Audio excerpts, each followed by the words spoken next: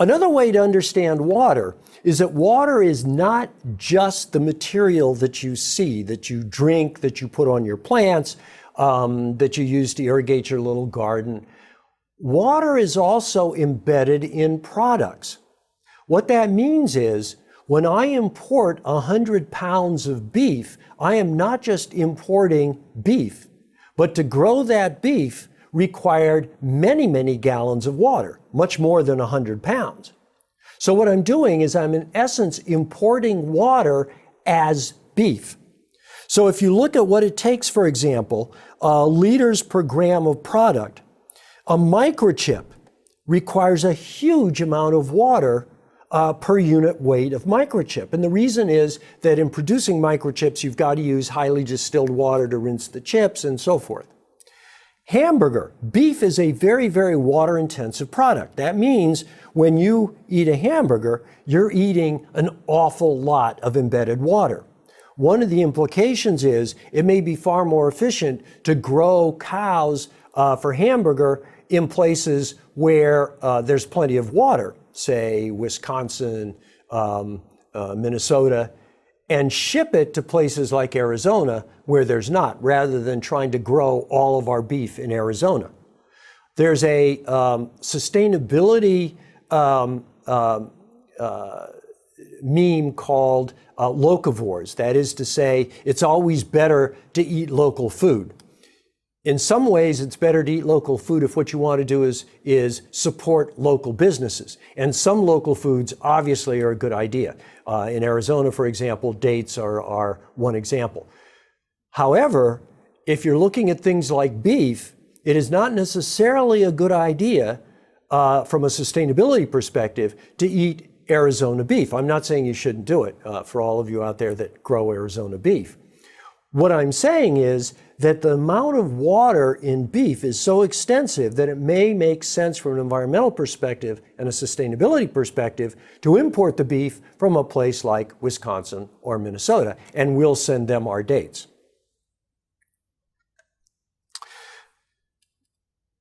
One of the things to understand about any of the systems we talk about is because we have to talk about them simply, we'll talk about them as if they existed in sort of their own little cocoon.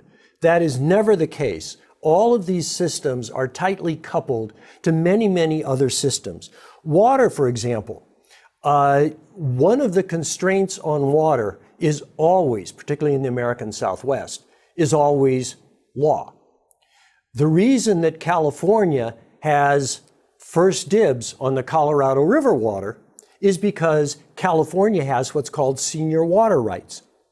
Legally, California can draw off the water they're entitled to before anybody else gets to that water. And the reason they have that is in order to get some of the infrastructure built for Arizona, Arizona agreed to give California senior water rights. We have junior water rights. That means after California gets what they want, then we can draw from it. But that's important. Phoenix, for example, is not running out of water. Las Vegas is. Why is Las Vegas running out of water? Well, it's because Phoenix grew up on agricultural fields. And those agricultural fields had water rights associated with them. That is to say, when I bought a cotton field to build on in Phoenix, along with the cotton field, I got water rights that went to my buildings, my suburb, my subdivision. But Las Vegas simply grew up in the desert because a bunch of mobsters decided that was a good place to put a city. And they had no water rights. Moreover, Phoenix, the people in Phoenix had a long history of dealing with water, so they understood water law, they understood water politics, they understood negotiating with Native American nations about some of their water. Las Vegas, nobody had any idea about water rights. Nobody had any idea about water law.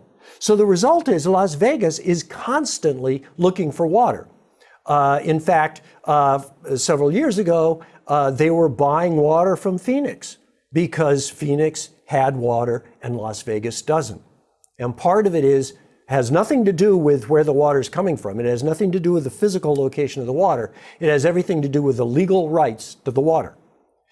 So you have to understand the law if you're going to understand water in the American Southwest. You also have to look at, for example, what the implications of the water regimes are. The Colorado used to flow down into Mexico. There were wetlands where it opened up into the Gulf of Mexico. Those wetlands no longer exist because the water is all allocated. The river essentially dries up, so that it no longer feeds those wetlands. This has biodiversity implications. It has implications for the local populations, of course. So all of these begin to come into play. When you think about something like water, in some ways, you can think about it simply. So for example, if you're thinking about designing a water system for a house, you assume a certain input, you think about how you're going to design the most efficient water system for the house. But if you're thinking about water generally as a system, you need to understand all the connections water has to all of these other regimes, some of which are natural, some of which are purely human, like legal systems. None of these systems are simple, and that's part of what looking at energy and water tells you. So the takeaway from this module is that both energy and water have grown significantly because they support the technologies and the populations that the world has today.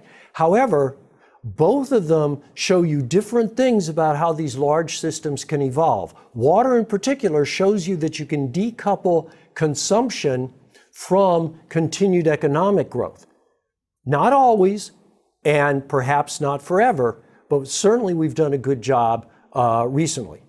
And what that means is that there are technological ways to reduce the impacts that we have on natural systems, the unwanted impacts, and we should be alert to those and we should take advantage of those. Thank you.